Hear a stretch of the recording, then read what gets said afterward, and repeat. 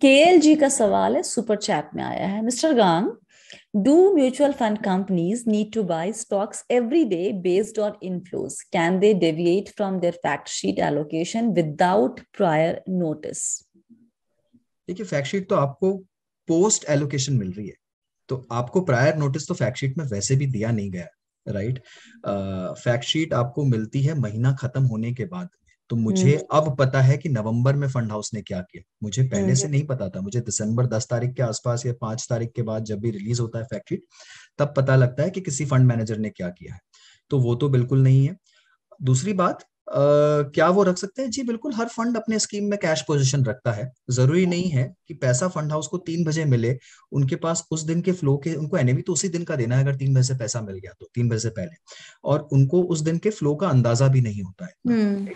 तो उनको बस एक एवरेज पता होता है कि हिस्टोरिकली इतना फ्लो आता है, इतना जाता है, whatever they would have some mechanisms, and उस हिसाब से वो खरीद बेच करते हैं। बट कैश पोजीशन हमेशा बनी रहती है, तो they can very well keep your money in cash for few days, even few months, hmm. Right, and allocate it the same day also. हो सकता है कि वो हम्म। काफी बार ओवरनाइट बोरो करके भी एलोकेट कर देते हैं। तो करेक्ट। Anything can happen. और जब आप पढ़ेंगे फंड मैनेजर्स के बारे में, आप वैल्यू रिसर्च पे या किसी और भी वेबसाइट वगैरह पे फंड मैनेजर्स के बारे में, तो उनकी स्ट्रैटेजी में हमेशा वो लिखते हैं कि वो कैश कॉल लेने से घबराते हैं या फिर वो कंफर्टेबल है कैश कॉल लेने पे, वो कैश पे बैठते हैं। जैसे अभी मैं पढ़ रही थी, एक्सिस के एक फंड मैनेजर है अनुपम तिवारी, स्मॉल कैप फंड उसका शायद मैनेज करते हैं, और बैलेंस एडवांटेज फंड, और मल्टी कैप जो अभी नया आया है उसे भी। तो एक टाइम पे लास्ट ईयर जब मार्केट डाउन था तो उनके पास वो 15% कैश पे बैठे हुए थे। तो वो मौके की तलाश में रहते हैं। तो ये सब बड़ा नॉर्मल है फंड हाउसेस के लिए, फंड मैनेजर के लिए। सो एक्टिव फंड में जाएंगे, मोस्टली एक्टिव फंड में ऐसा काम होता होगा मोहित, इंडेक्स फंड में भी ऐसा होता है? इंडेक्स फंड में काफी कम होता है, बिकॉज हम्म। इंडेक्स फंड में आप जितना ज्यादा कैश रखेंगे उतना ही आपका ट्रैकिंग एरर बढ़ता है।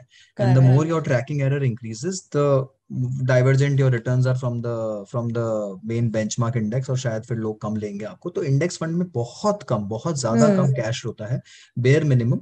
एक्टिव फंड्स में फंड मैनेजर की चॉइस है, जैसा आपने बोला। बट ये चॉइस जब गलत जाती है तो बहुत गलत जा सकती है, अगर किसी ने बहुत ज्यादा कैश पोजीशन रख लिया है तो। करेक्ट। तो टिपिकली टिपिकली देखिए, मेरा ये मानना है, जब आपने पैसा एज एन इन्वेस्टर ये सोच के दिया है कि ये पैसा इक्विटी में जाना है, ये मेरे एसेट एलोकेशन का रिस्कियर पार्ट है, इससे मैं रिस्क लेना चाहता हूं, हम्म। Ideally a fund manager should also not be timing the market.